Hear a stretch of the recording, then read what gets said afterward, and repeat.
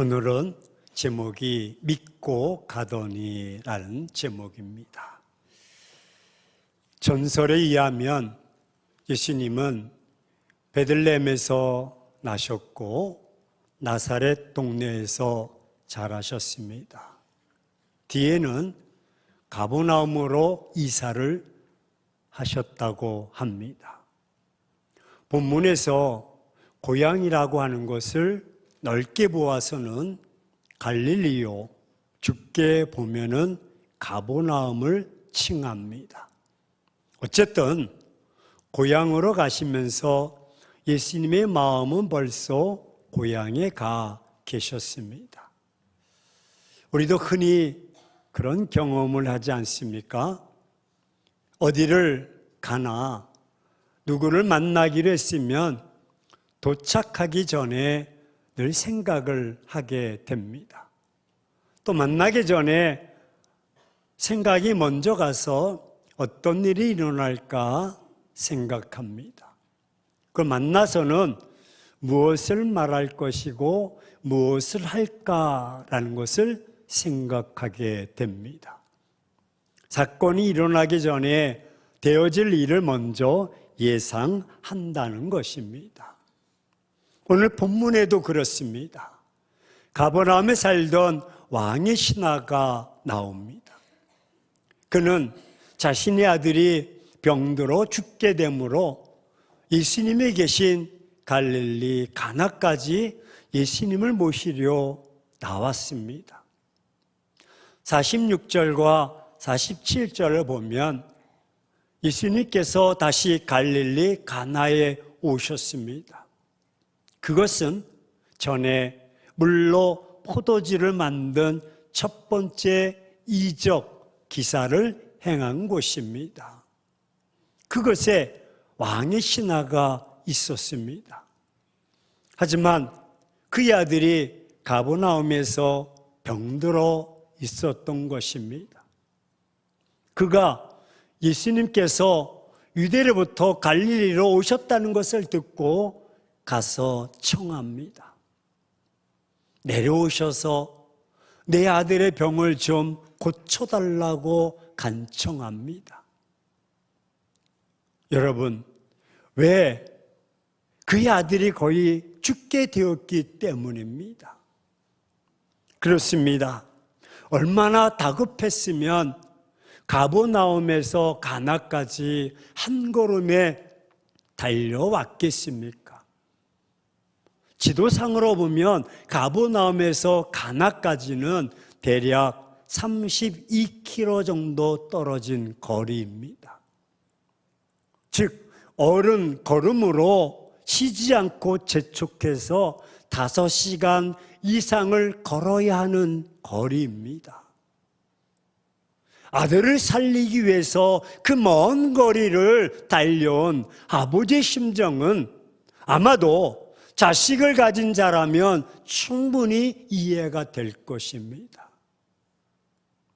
그런데 왕의 신하의 요청을 들으신 예수님은 엉뚱하게 48절에 책망하듯이 말씀하십니다. 예수께서 이르시되 너희는 표적과 기사를 보지 못하면 도무지 믿지 아니하리라 그렇게 말씀하십니다. 여러분, 그렇게 왕의 신하가 이야기했다면 아들이 얼마나 알았느냐, 열이 얼마나 나느냐, 숨은 헐떡거리고 있느냐 등등을 물으셔야 되는데 엉뚱한 이야기를 하십니다. 즉 표적과 기적을 구하러 찾아온 왕의 신하를 의식하듯 책망하십니다. 아니, 자신의 아들을 살려달라고 요청하는 것이 무슨 큰 잘못입니까? 따라서 예수님께서 이런 말씀을 하시는지 옆에서 지켜보면 참 민망하고 당황스러운 순간입니다. 알았다. 얼마나 고생했느냐. 이 먼 거리를 네가 달려오다니. 그러셔야 되는데. 아니 누가 들어도 예수님께서 왕의 신하에게 너무하시는 듯 보입니다. 더욱이 그 순간 왕의 신하가 얼마나 민망했겠습니까? 내 아들이 죽게 되었는데 내려오셔서 살려달라고 하는데, 야, 표적과 기사를 보지 않으면 믿지 않은 세대야 라고 그렇게 말씀하시니 뭔가 좀 말이 맞지 않습니다. 하지만 더욱 이상한 것은 왕의 신하는 49절에 신하가 이르되 주여 내 아이가 죽기 전에 내려오소서라고 또 말을 받습니다. 간청을 쉬지 않습니다. 얼마나 애타고 간절했으면 예수님의 책망이 귀에 들어오지 않는 사람처럼 행동합니다. 이 말씀을 들으신 예수님은 왕의 신하가 요구한 내용과 또 전혀 다른 말씀을 하십니다. 왕의 신하와 예수님의 말씀을 옆에서 듣고 있노라면 뭔가 지금 이게 맞지 않습니다. 그러자 예수님은 야, 내 아들이 살았다라고 또 그렇게 말씀하십니다. 병든 왕의 신하의 아들은 지금 가버나움에 있습니다. 아니, 그가 살았는지 죽었는지 어찌할 수가 있겠습니까? 지금처럼 핸드폰 켜가지고 연결시켜서 지금 영상통화하고 있습니까? 아닙니다. 아들의 생사는 직접 그 당시에 가서 확인을 해야 알 수가 있습니다. 문제는 왕의 신하의 아들을 살리기 위해서 예수님은 어떤 일도 하지 않으신 것을 모두가 다 알고 있습니다. 안수기도를 한다든지 등짝을 두들기면서 안차를 한다든지 약을 처방한다든지, 따라서 예수님께서 말로만 아들이 살았다고 하신 말씀을 믿을 수가 있겠습니까? 여러분, 모든 일을 뒤로하고 아들을 살려보겠다고 지금 가버나움에서 무려 가나까지 32km를 달려온 아버지입니다. 이게 보통 거리입니까? 지금처럼 교통이 원활한 것이 아닙니다. 예수님께서 이런 심정을 아신다면 이런 무성의한 말로 왕의 신하를 힘들게 해서 안 됩니다. 말 그대로 왕의 신하의 말대로 야야 가자. 1시가 급하다 야. 거기까지 가려면 5시간 이상 촉하게 걸릴 텐데 빨리 서두르자. 가서 고쳐주셔야 합니다. 근데 더 이상한 것은 무엇입니까? 왕의 신하가 그 예수님의 말씀을 듣고 움직입니다. 그가 요청한 대로 예수님도 모시지 않고 그냥 집으로 돌아가고 있습니다. 아니, 아들이 살았는지 확인을 하지도 않고 돌아가고 있습니다. 그 먼 길을 예수님도 없이 그냥 가다니 이해할 수가 없습니다. 예수님과 왕의 신하의 대화 속에서도 납득이 가지 않는데 왕의 신하도 지금 납득이 이해가 안 갑니다. 아들이 살았다는 것을 확인하고 가도 늦지 않습니다. 아들의 생사를 다투는 일인데 확인하고 가야 되는 것이 아버지로서의 당연한 일이 아닙니까? 무려 32km 5시간 이상을 걸려서 찾아온 그 순간인데 말입니다. 되려면 되고 말려면 말라는 식은 아닐 것입니다.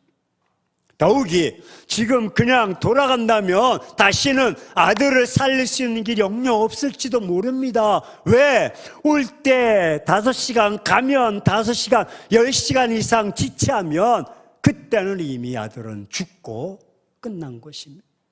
1시가 급합니다. 그런데 왕의 신하는 왜 그냥 돌아갔을까요? 여기서 왕의 신하의 아들의 문제입니다. 죽느냐 사느냐 문제입니다. 그 당시 왕은 분명히 헤롯 왕으로서 헤롯 왕의 신하라면 아주 높은 귀족 중에 한 사람입니다. 이런 사람의 아들이 지금 병에 걸려 죽어가고 있는 것입니다.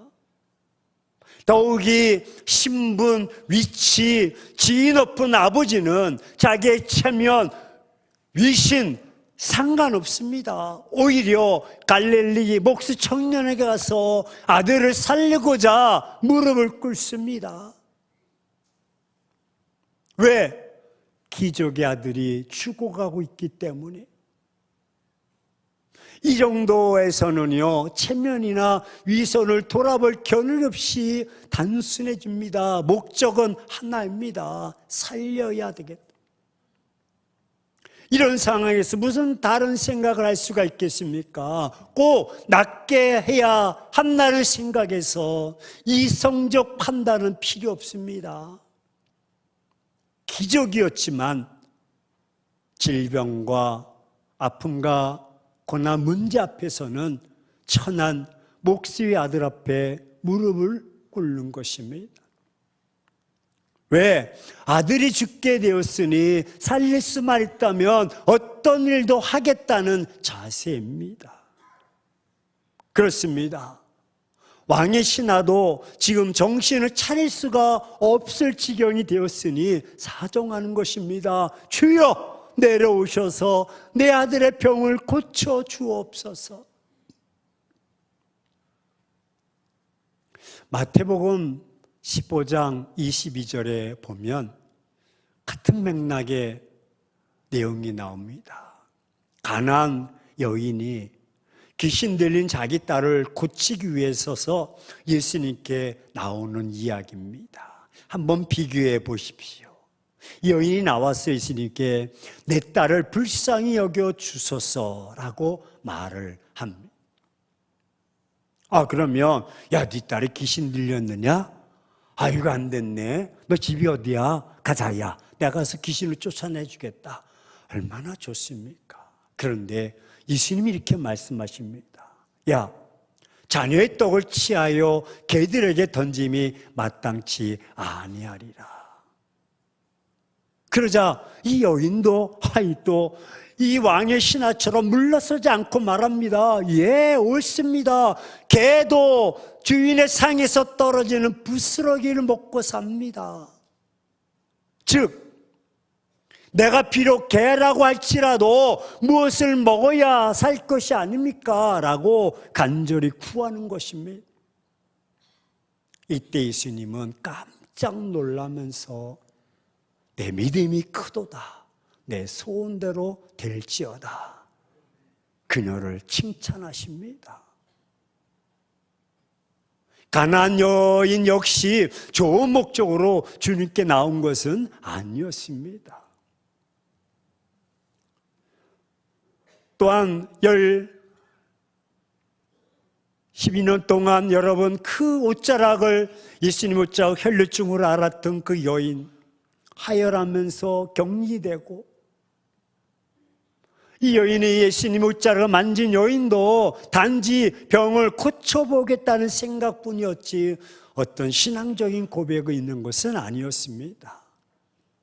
예수님 앞에 나오게 된 동기가 모두 바람직한 것은 아니었습니다. 하지만 주님은 그들을 배척하거나 거절하지 않으셨습니다. 그렇습니다.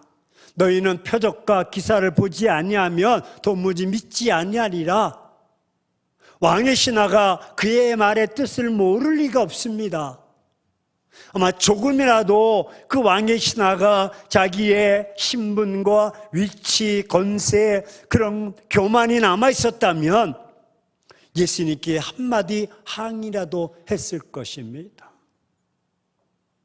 아니, 내가 32km나 되는 거리를 달려왔고 내가 헤롯 왕의 신하인데, 아니 내가 이렇게 말을 하면 되지, 오셔서 일단 손을 얹고 안식기도나 하면 될 일이지 뭐가 이렇게 말이 많냐고 화를 낼 수도 있을 것입니다.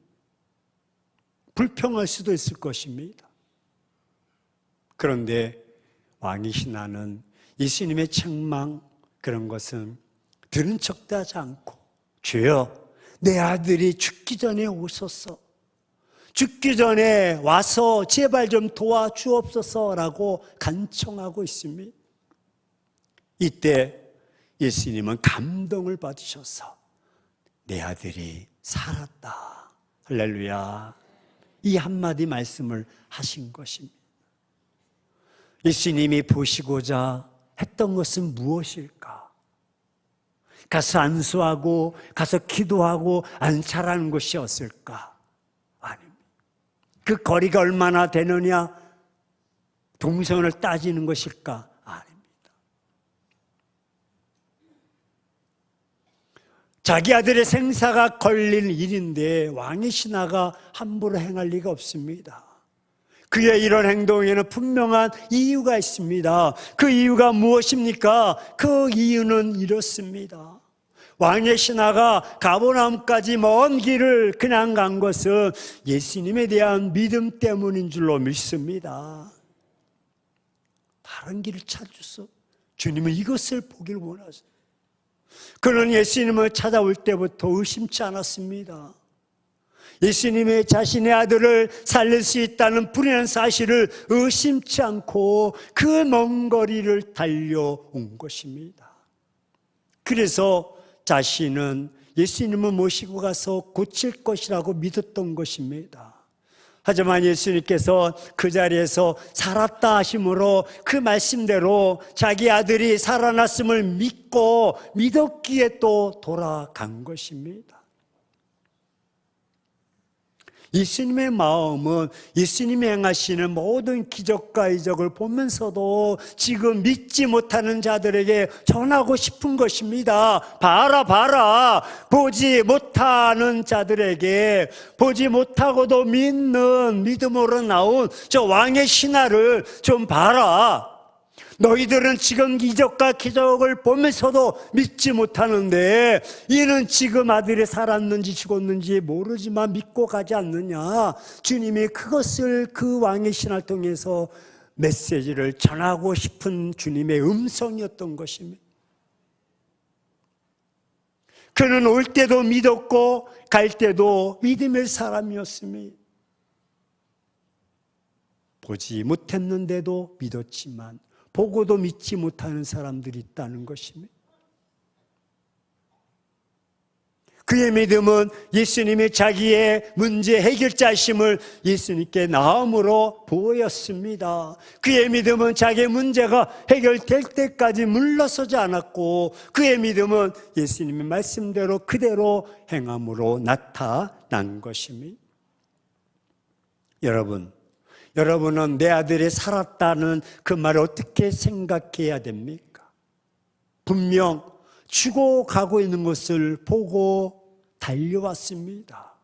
32km 5시간 이상을 쉬지 않고 헐레버떡 달려왔습니다. 그런데 기도 한 번 없이, 안수기도 한 번 없이, 만나주지도 않고 살았다고 하면 무엇이라고 대답해야 됩니까?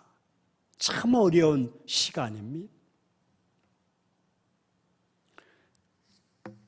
왕의 신하가 구한 것은 주님께서 내려오셔서 살려달라는 것입니다.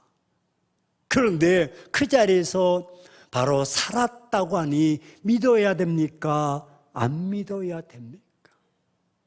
흔히 우리들은 가족 중에 누가 병이 들어 지금 사경을 헤매면서 입원하고 있다면 아마 교회로 달려올 것입니다. 목사님, 내 남편이, 내 아내가, 내 부모가, 내 자녀가 지금 이것 때문에 병원을 가야 되는데 빨리 오셔서 기도 좀 해 주십시오 라고 부탁을 한다고 합시다.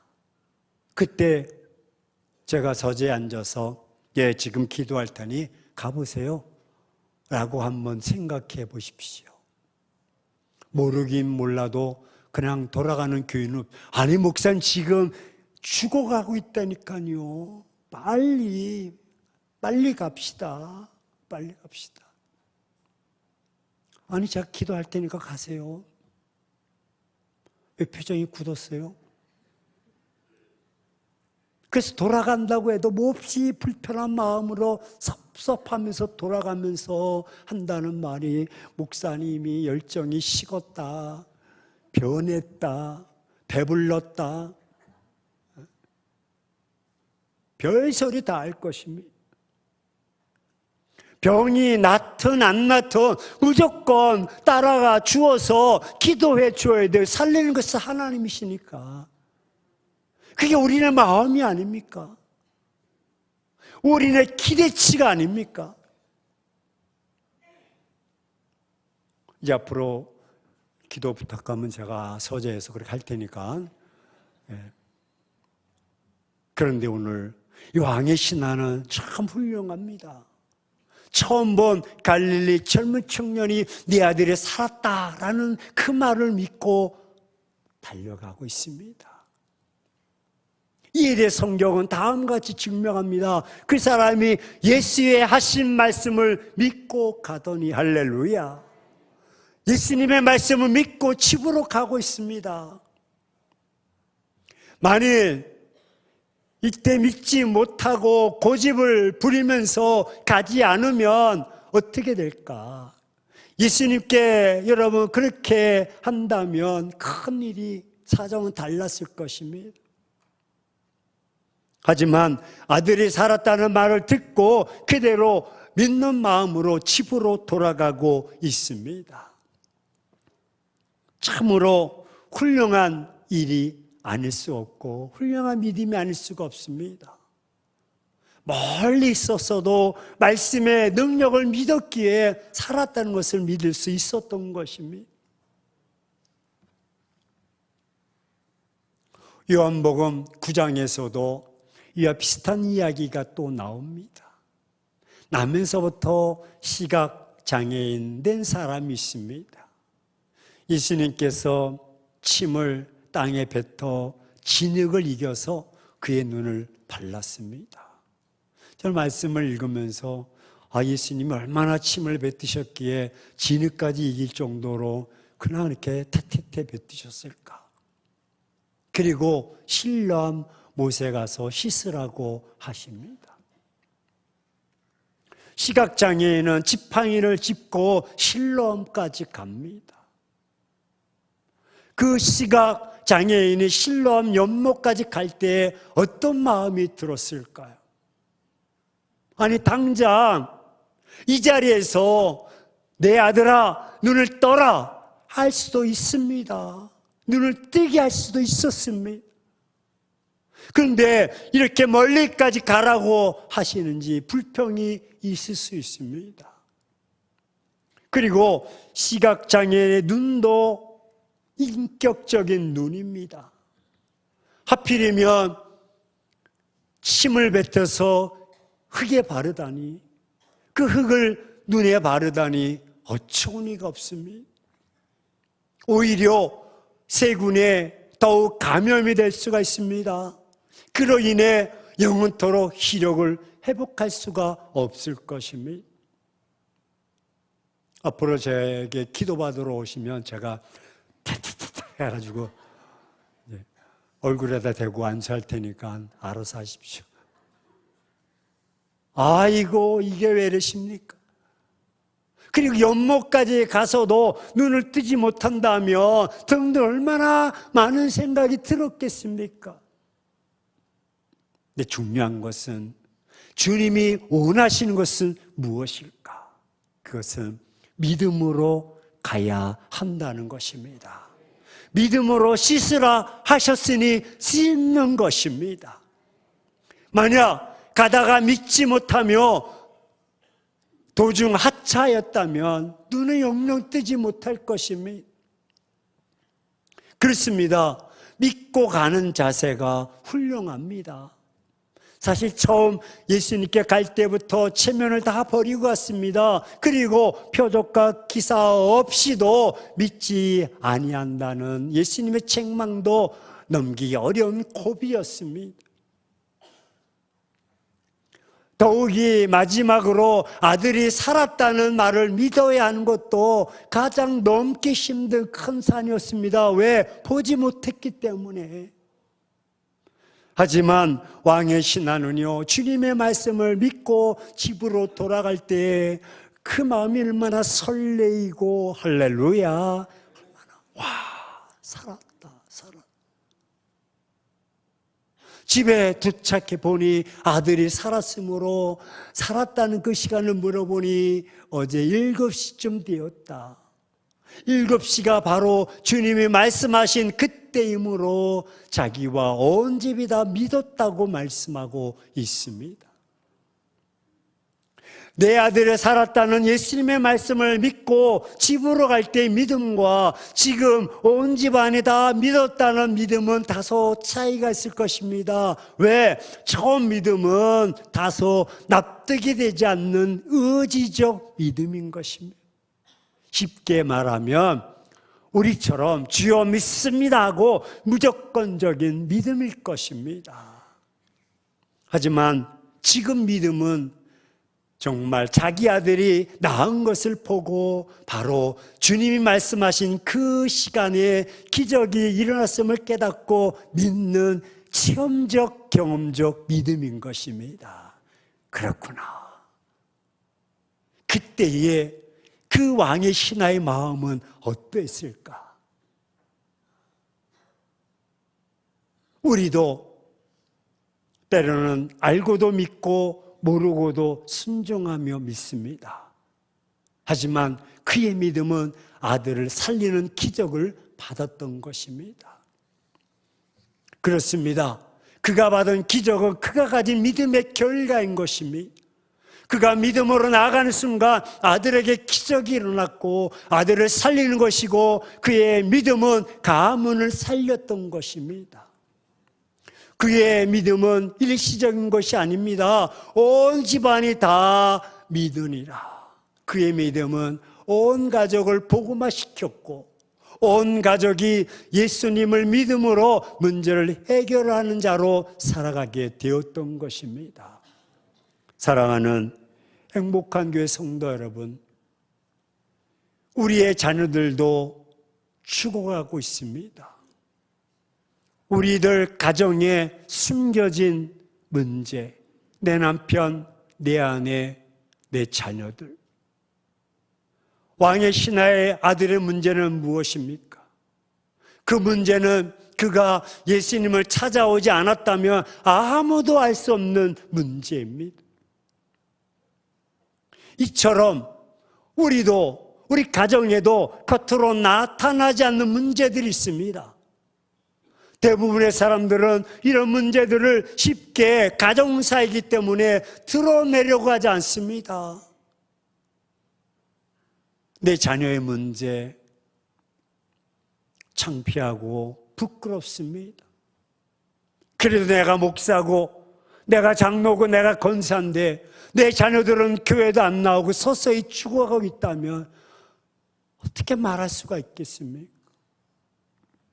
다른 사람들의 시선이 불편하기 때문에 시시합니다. 그래서 기회를 놓쳐버리고 서서히 영적으로 멀어져 가고 있는 것입니다. 어떤 사람은 아들 때문에 그 예수님을 찾기도 합니다. 하지만 해결이 쉽게 이루어지지 않습니다. 문제를 해결받지 못하는 것입니다. 해결을 받지 못하는 문제는 더 큰 문제를 야기시켜서 문제를 야기시켜서 아이들은 갈수록 더 세속화되고 교회를 떠나가고 있습니다. 왜 예수님을 찾았는데도 해결을 받지 못하는 것일까? 예수님이 문제일까? 우리가 문제입니까? 해결에 집착해서 예수님을 놓치면 안 됩니다. 죽어가는 아들이 아니라 이제는 예수님께 집중하시기를 주의 이름으로 축원합니다. 예수님께 집중하는 것이 믿음이요, 예수님이 해결자이심을 믿으셔야 됩니다. 예수님은 해결 못하시는 문제가 없으십니다. 가슴에 담겨진 아들을 빼어내고 예수님을 그 안에 담아야 기적이 일어나는 것입니다. 믿음의 증거를 보이십시오. 예수님께 나오는 것도 믿음이 있어야 되고 예수님의 말씀대로 살아가는 것도 믿음이 있어야 되는 것입니다. 더욱이 살려달라고만 하지 말고 살 수 있도록 그 삶이, 여러분의 삶이 믿음의 행동을 보이셔야 됩니다. 왕의 신하처럼 세상의 어떤 위치, 신분, 경력, 그것 가지고는 안 됩니다. 주님의 말씀을 내가 믿고 그 말씀을 듣고 그 말씀대로 행함이 있어야 기적이 나타나는 것입니다. 저와 여러분이 부모로서, 목사로서, 장로로서, 권사로서, 가정에서 행동하는 믿음의 정도가 있어야 증명이 되는 것입니다. 직분 있다고 자녀들이 돌아오지 않습니다. 에이, 우리 아버지, 우리 엄마는 다 그렇게 안 됩니다. 여러분들이 믿음으로 말씀 붙잡고 그리스도인답게 행동할 때에 자녀들이 고개를 숙이는 것입니다. 그때 돌아오는 기적이 일어나는 것입니다. 지금도 믿음의 아들들이 살아날 수가 있습니다. 돌아올 수가 있습니다. 시간과 장소를 가리지 않고 돌아올 수가 있습니다. 어떻게 여러분들이 정말 그 말씀 삼일째 예배 공동체로 일주일 동안 말씀을 부여잡고 말씀대로 순종하고 말씀대로 살았던 것을 자녀들에게 고백하고 그리고 고백한 삶의 모습들을 자녀들이 바라볼 때에 우리 아버지 우리 어머니는 진정한 그리스도인이야, 그 앞에 경외를 하며 그 앞에 무릎을 꿇고 그 가정이 흑암의 권세에서 벗어나며 자녀들이 주님 앞으로 돌아오는 것입니다. 사랑하는 행복한 교회 성도 여러분, 오늘은 그래서 우리가 믿음으로 내 자녀를, 가족을 살리는 날입니다. 참된 믿음, 신앙의 경륜이 아니고 신앙의 계급이 아니라 정말 내가 왕의 신하처럼 자기 신분, 위치 다 내려놓고 주님 만나며 그 말씀대로 믿고 순종할 때에 역사는 나타날 줄로 믿습니다. 이것이 우리 삼위일체 예배 공동체로 추구하는 우리 행복한 교회 비전인 것입니다. 신앙의 경륜 옛날에 다 신앙이 뜨겁지 않은 사람이 어디 있겠습니까? 옛날에 다 전도하고 방언하고 다 안 했던 사람이 어디 있겠습니까? 그렇다고 지금 여러분의 자녀들이 주님 앞에 나오고 그 영혼들이 살아나고 있습니까? 아닙니다. 정신 차리셔야 됩니다. 이제는 내가 신앙의 본을 보이는 것입니다. 내가 왕의 신하처럼 그렇게 말씀대로 무릎 꿇고 말씀대로 믿고 나아갈 때에 기적은 이미 이루어지는 줄로 믿습니다. 여러분 가족이 살아날 줄로 믿습니다. 소유자가 될 줄로 믿습니다. 하나님 지금도 이런 가정을 찾으시고 이런 가정을 회복시키시기를 원하십니다. 여러분의 말로 안 됩니다. 여러분이 주먹으로 했어도 안 됩니다. 그것은 성령께서 여러분의 삶을 통해서 역사하실 때 그 자녀가 부모의 신앙 앞에 격려하며 살아계신 하나님을 만나며 그 가정이 회복되어질 줄로 믿습니다. 이런 가정 되기를 예수 그리스도의 이름으로 축원합니다.